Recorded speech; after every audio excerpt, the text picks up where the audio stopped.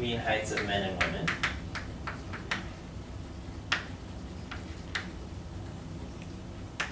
And our evidence indicates that the mean height of men is taller, okay, than women.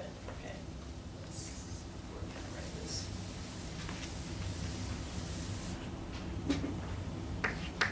Our data indicates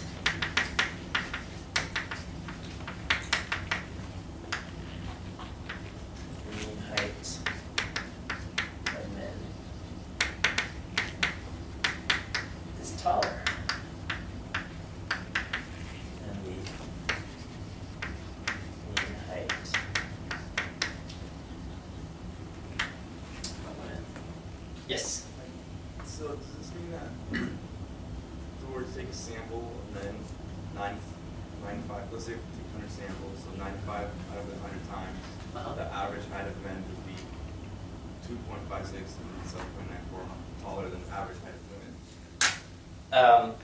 No, this is not.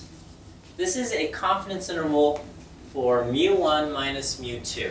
Okay, that's the important thing to keep in mind. Okay, it's a confidence interval for mu1 minus mu2. It says nothing about future samples. It says nothing about individuals. Okay. If we could somehow find out the true mu1, the true mean height of all men, and find out the true mean height of all women, which would require a lot of work. It would require measuring the heights of all the men in the world or all the men in the United States, whatever it is, and measuring the heights of all the women in the US or the world or wherever we're looking at, whatever our population is. If we could figure that out, then we would have the true value for mu1 minus mu2. We could say the average man is exactly 5.8 inches taller than the average woman, okay? But we have no idea what that number is, because we don't know this value, we don't know this value, and there's no way we know the difference between the two values, okay? So we are just making a confidence interval for that difference, which is unknown to us, okay? Our confidence interval doesn't say anything about future samples, it doesn't say anything about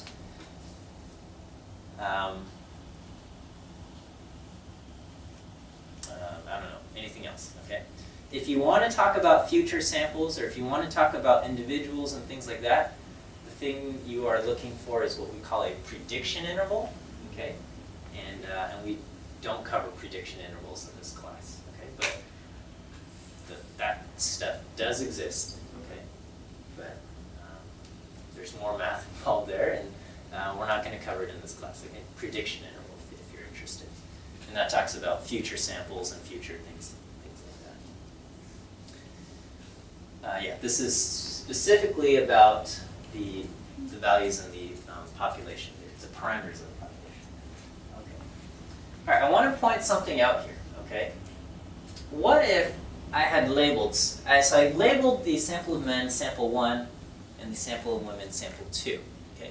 But those were arbitrary labels. I could have equally have called the women sample 1 and the men sample 2. Okay. How would this change my interval? So the only thing that would change, okay, would be the mean height of the women would be over here, 64.5, and I would subtract off 69.5. T star, would that change? No. Okay. And then basically this would be over here and this would be over here. But the value of the standard error also would not change, right? Okay, so switching the labels for sample 1 and sample 2 basically would not change anything except this would become -5. Okay, so I would have -5 plus or minus 2.44, and if we do the math there,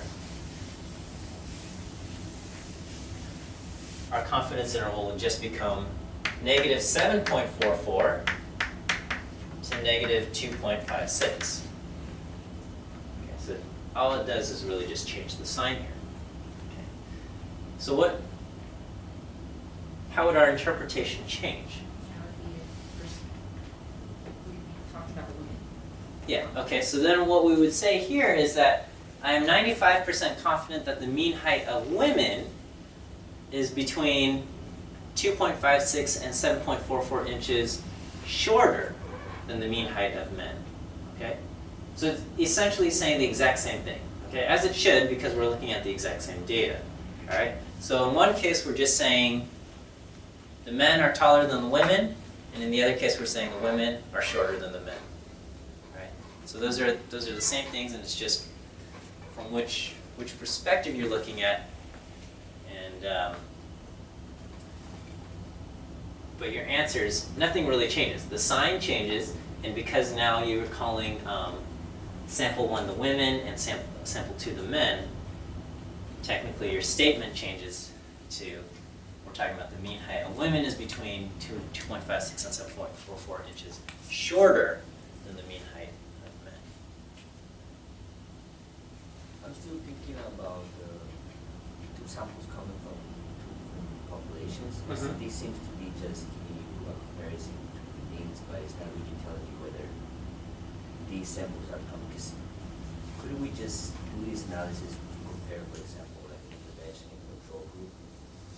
Okay. Even though they may be coming from the same population. Yeah, so to see if two samples are coming from the same population actually is more rigorous, okay? Because right now all we're doing is we're saying, could these two samples, could their respective populations have the same mean, okay? To see if two samples are coming from the same population, basically the population of sample 1 and the population of sample 2, are those essentially the same population? That requires the means to be the same, the standard deviations to be the same, and also the shape of the distribution to be the same, okay? And that's a lot more rigorous in terms of the method. In our class, we're just going to cover the population corresponding to sample 1 and the population corresponding to sample 2. Could they have the same means? Yes or no? This confidence interval is one way to address that, okay? And so from here, what we see is that when it comes to the heights of men and women, our sample of 12 men and 15 women is enough to indicate that they have different means. Okay? When it came to the IQs, our sample of 12 men and 15 women was not enough to indicate that they have different means. Okay? They might have different means, they might not. Okay? But our sample of 12 men and 15 women is not enough to tell us, to answer that question. Okay?